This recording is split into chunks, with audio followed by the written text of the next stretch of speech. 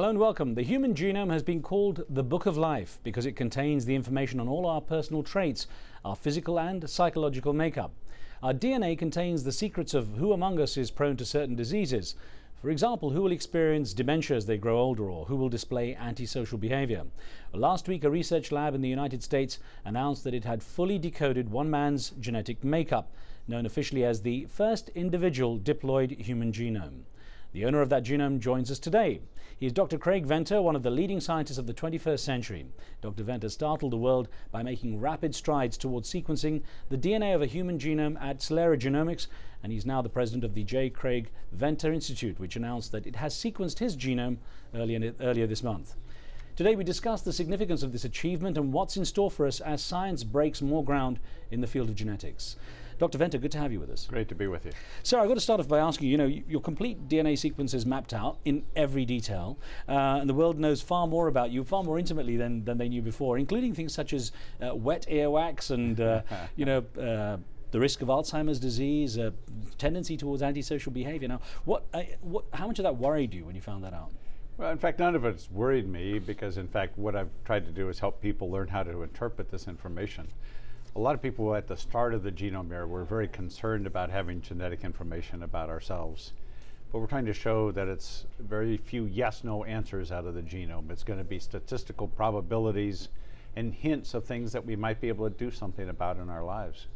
Now, the information back in 2000, you were there with your rival Francis Collins and President Bill Clinton announcing the genome mapping. How does what you've done now differ from what you had done then? Well, basically what was done back in 2000 was half the genome. We thought that naively that having just 3 billion base pairs would give us enough inference to work out what the other half looked like. What we found is that there's so much greater variation between any two humans because we're all composed of DNA that we receive from both of our parents. So we need our father's contribution and our mother's contribution to understand our unique genome. So now we have both sets. It's a lot more complex then, presumably, because it's much harder to identify or pinpoint certain traits, I would guess, is it? In fact, there's good news in this for us as a species.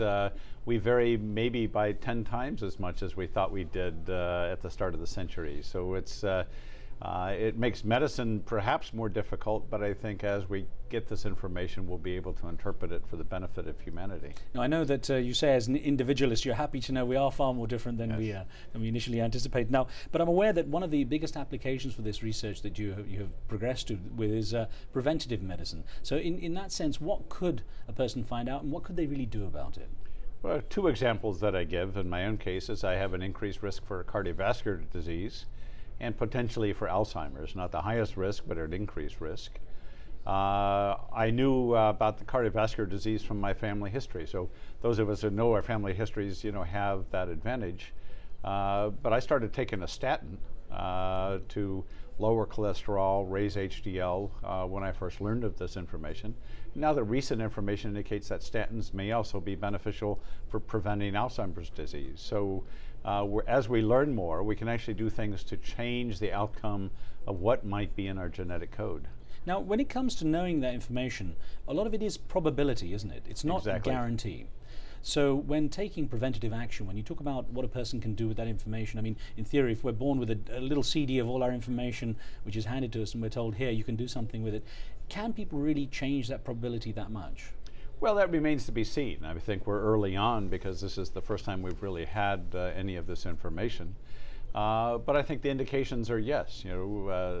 Certainly everybody in the population shouldn't take statins. But if you know your increased risk, that modifies those risks quite substantially.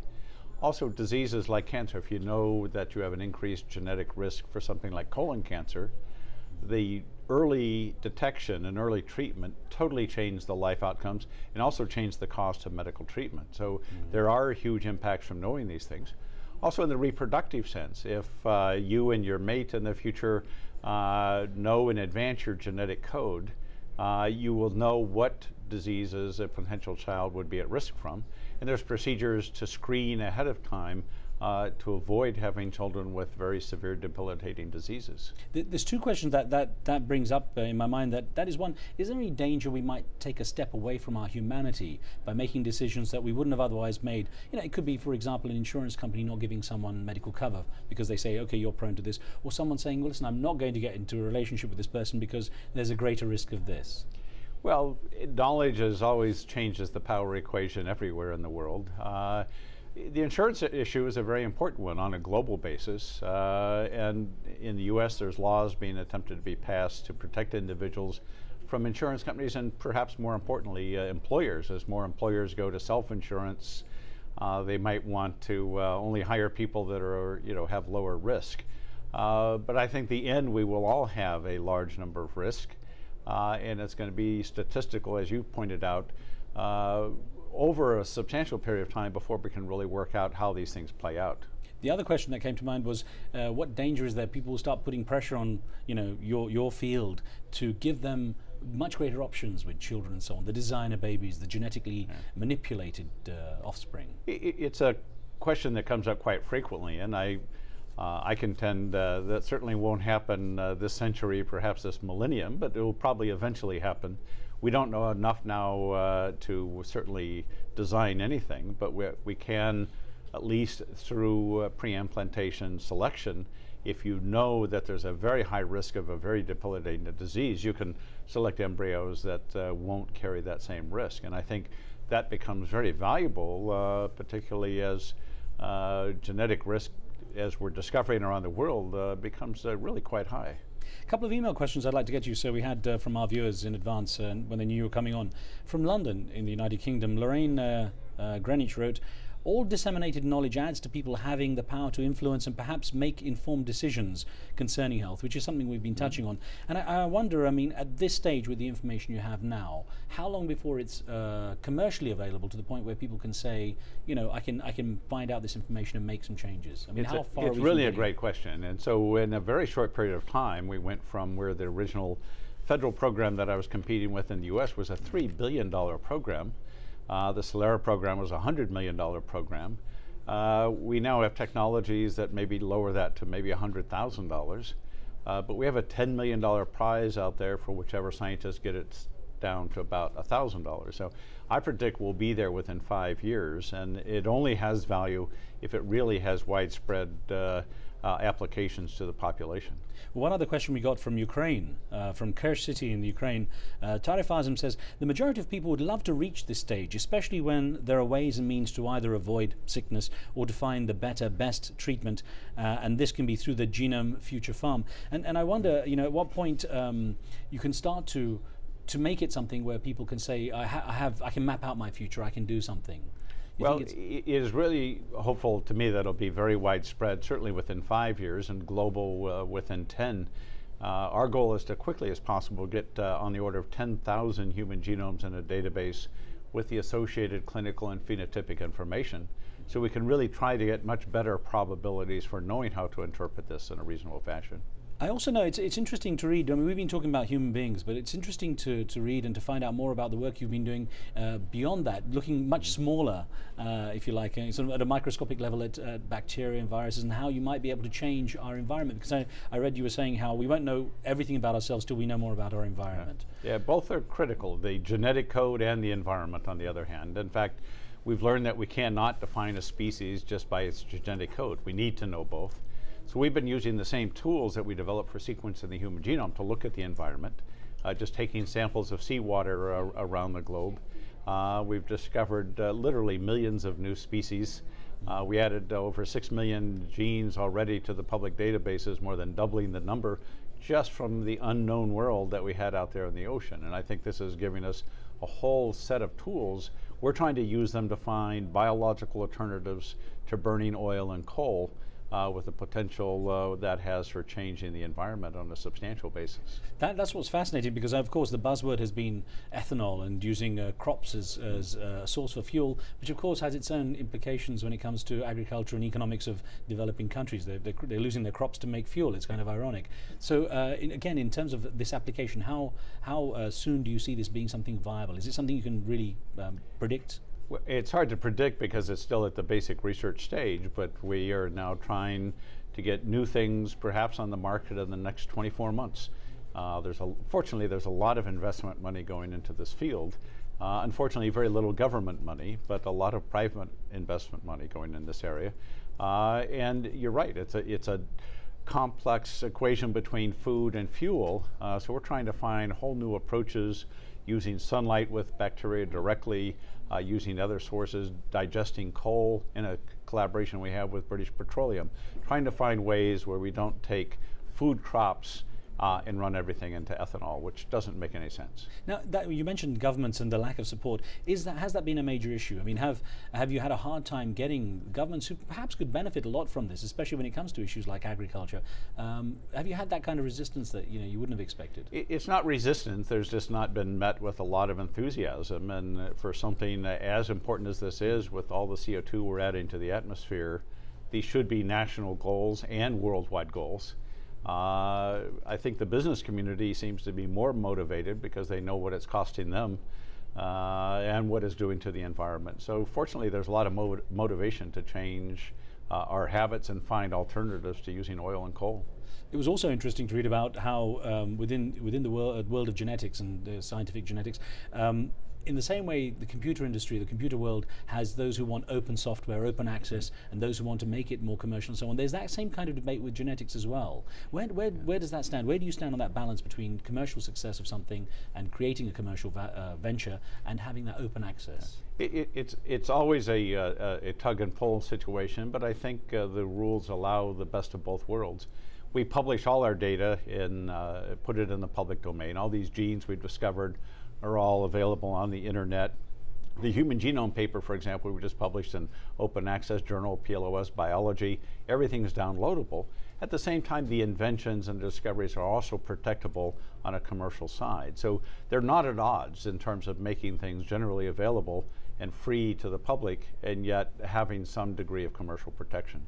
Now, as I'd mentioned to you before we came on the set, I have a medical background, I have an interest in this, and at least I have a little bit more of an understanding of some of the stuff I read. How do you find the general public's reaction to what you're doing? Do you think they really fully understand? Well, I think so. I think the public understands this work much more than they're given credit for generally, and maybe the excitement of the human genome race to get the sequence done 7 years ago created some interest in it. But even I don't talk down to audiences even when I'm giving a scientific talk, and lay audiences tell me they understand at least 80 or 90% of what I'm saying. So I think people pick things up in context even if they don't always know the words and the nomenclature. So I find the worldwide interest in this very exciting and rewarding as a scientist, because it's a chance to really change medicine on a global basis. Do you find that there's any confusion among the sort of general public, though, with issues such as stem cell research and this? Do you find they might lump some of this together in that kind of scientific world, that sort of elite scientific world, and think of it as something coming from the era of Frankenstein, that kind of?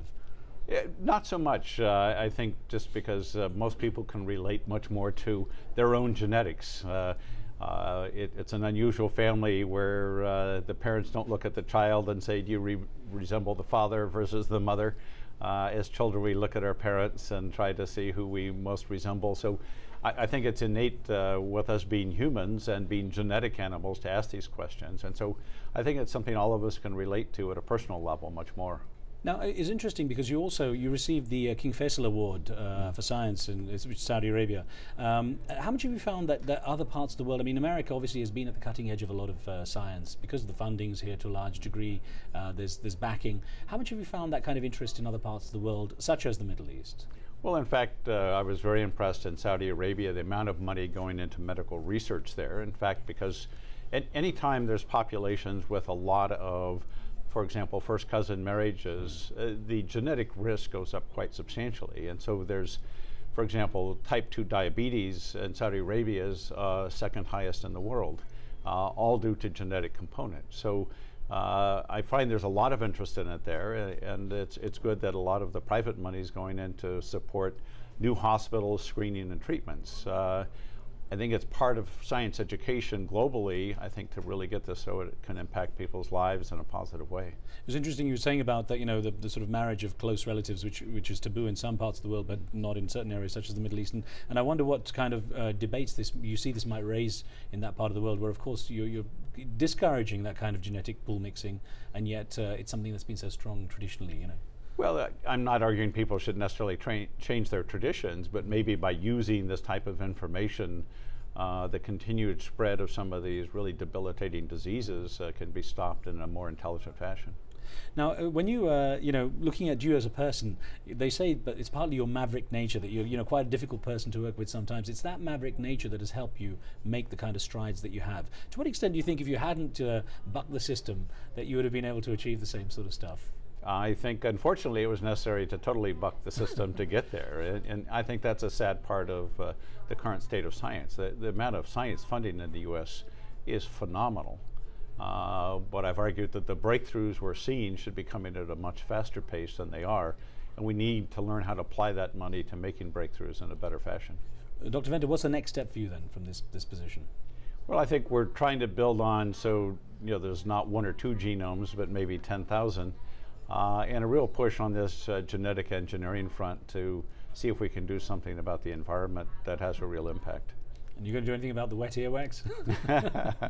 Something not to worry about. It's the first time I learned about these issues, and one of the journalists asked, you know, had I contemplated my earwax before? And it's so that we learn things about ourselves from the genetic code we might not have ever thought about before. Well, Dr. Venter, it was a real pleasure talking with you. Good luck with the work, and we look forward to speaking to you again in the future. Great, good to be with you. Thank you, sir. And thank you for being with us. On tomorrow's show, we ask a former leading US intelligence official whether American intelligence has actually gotten any better since 9/11. Don't forget, if you have any thoughts about pressing issues around the world, send your emails to riz@aljazeera.net. We'll see you next time. Street Talk is next.